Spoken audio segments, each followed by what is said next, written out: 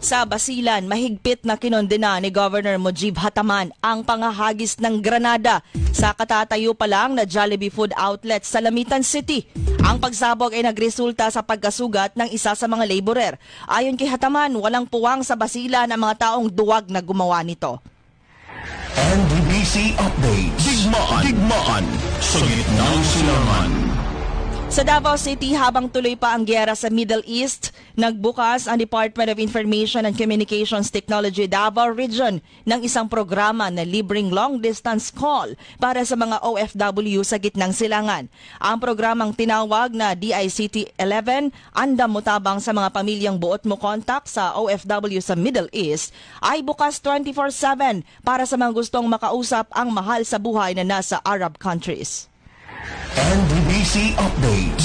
Digmaan sa gitnang silangan. Sa Zamboanga City naman, abot sa 7.7 million pesos na halaga ng smuggled cigarettes ang nakumpiska sa magkahiwalay na operasyon sa Zamboanga at Lanao del Sur. Ito ay bahagi ng pinalakas na kampanya kontra cigarette smuggling. 7.2 million pesos ang nakumpiska sa Zamboanga, habang 427,000 pesos naman sa Picong, Lanao del Sur.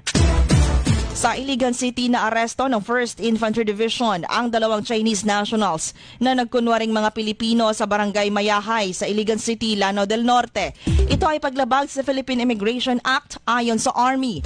Ang mag-asawang Chino ay mahigit 20 taon nang nasa Pilipinas at may negosyo sa Iligan.